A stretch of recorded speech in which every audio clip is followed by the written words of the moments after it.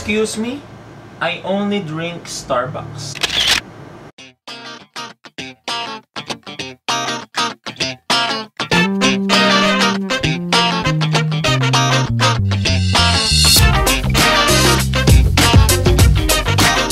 Gusto mo bang makaipon?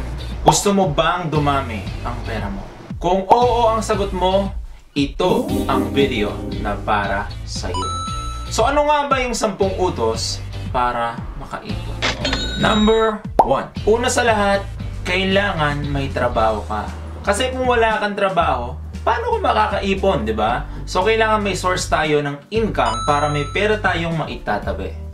Number 2. Kailangan marunong kang mag-budget. Kailangan alam mo yung labas at pasok ng pera mo. Number 3. Kapag namimili ka, napaka-importante na gumagamit ka ng listahan. Why? Kasi minsan kapag namimili tayo, kailangan sundin lang natin kung ano yung mga kailangan natin. Kasi minsan kapag may nakita tayong isang bagay na nagandahan tayo o nagustuhan natin, bigla natin itong dinadampot at binibili ng hindi namamalayan. Magkano to, te? 150? O sige, kunin ko na. Pasupot na lang po. Number 4. Magpakatotoo ka sa sarili mo. Huwag mong bilhin kung hindi mo afford. Huwag mong pilitan kung masyadong mahal at hindi kaya ng bulsa mo. Dahil bandang huli, ikaw lang din ang mahihirapan. Number 5. Learn to say no. Lalong-lalo na sa mga taong hut-huter. Si friendo, libre mo naman kami, par. Tagal na natin din nakita. Ano? Number 6. Iwasan mo ang masasamang bisyo, katulad ng pagsusugal, paninagarilyo, pag-inom ng alak, at paggamit ng ipinagbabawal na gamot. Number 7. Bilhin mo lang yung mga bagay na kailangan mo at hindi yung dahil sa gusto mo lang. Number 8. Iwasan mong makapagbarkada sa mga taong pasosyal. Excuse me? I only drink Starbucks. O, ikaw naman ah. Dahil mape-pressure ka lang na gayahin ang lifestyle nila kahit hindi mo naman talaga kaya.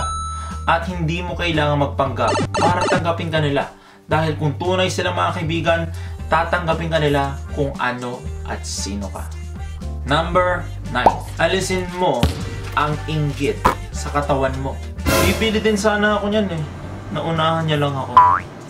Hindi porket meron sila, dapat meron ka rin. And number 10, matuto tayong magpasalamat at makontento. Maliit man o malaki ang mga biyayang natatanggap natin sa buhay. At yan po ang 10 utos kung paano makaipon. Ayan. I hope nakatulong sa inyo guys ang video na ito at nagustuhan nyo.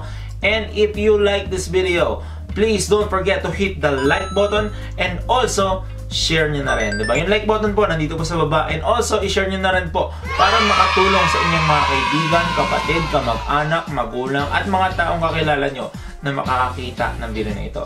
So yun lang po and don't forget to subscribe to my YouTube channel, Papa Doms Official TV. Yan, yun lang po. And this is Papa Doms from Papa Doms page saying peace and bye.